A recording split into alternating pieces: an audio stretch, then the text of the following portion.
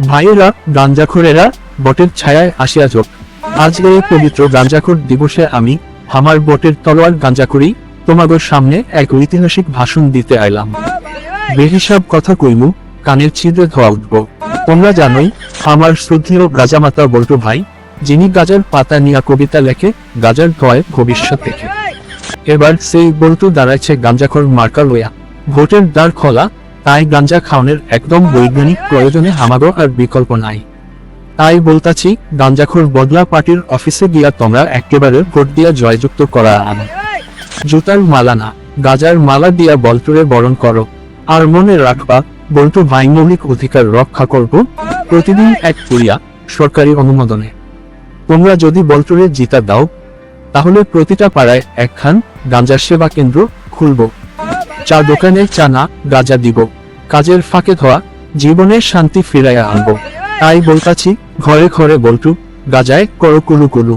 এখন আমাগো ভবিষ্যৎ নেতারে ডাকি, বল্টু ভাই, তুমি আয়সা দুইটা গাজার কবিতা আর একটা উন্নয়নের ধোয়া ছাড়ো। না গাঞ্জাখোর, হাততালি, দোয়ার ভাষণ দিবের এসে গেছে।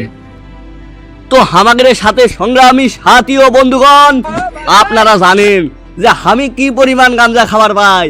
আমার উপর দিয়া এই মাকুয়ারার ভেতর কোনো গাঞ্জাখোর নাই, সেহেতু আমি যদি সরকার পদে আসবার পাই, তো কি পরিমাণে গাঞ্জা তুরগুলো খিলামো এটা ভাবে দেখ।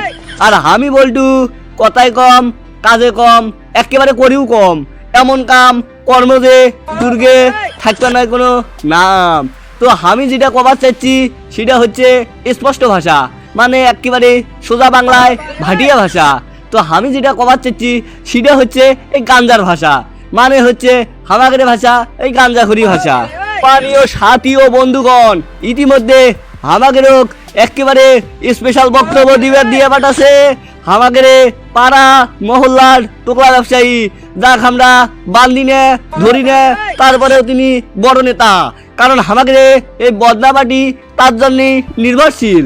এই জন্য করছি, আপনারা যারা এখনো আমাদের এই বদনাবাটির যোগদান করেননি, তারা তাড়াতাড়ি করে নেন, না হলে কিন্তু পরে এ বাস খাবেন একেবারে আঁকড়ে দিয়ে।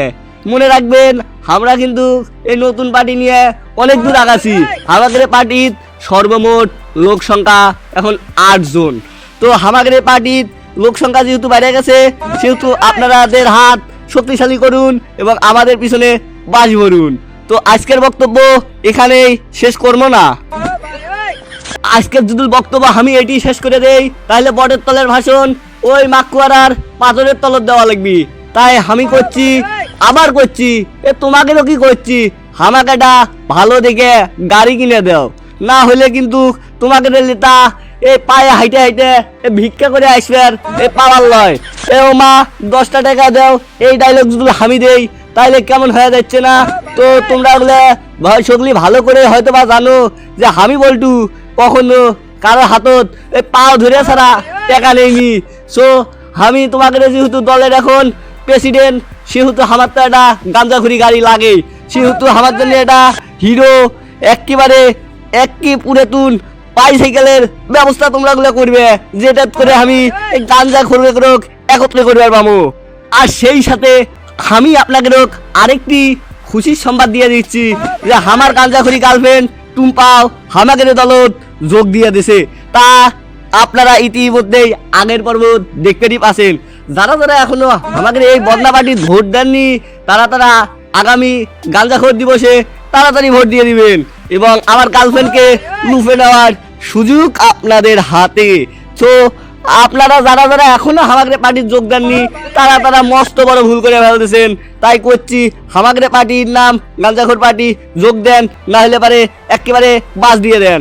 তো আজকের বক্তব্য এখানেই, দেখা হবে 5 নম্বর পর্বে। তো আজকের মতো আল্লাহ হাফেজ, ভালো থাকুন, সুস্থ থাকুন।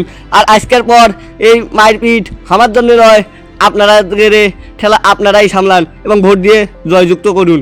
তো আজকের ভিডিওটি বিনোদনের জন্য বানানো হয়েছে, কেউ সিরিয়াসলি নেবেন না। তো আল্লাহ হাফেজ, দেখা হবে পরবর্তী পর্বে।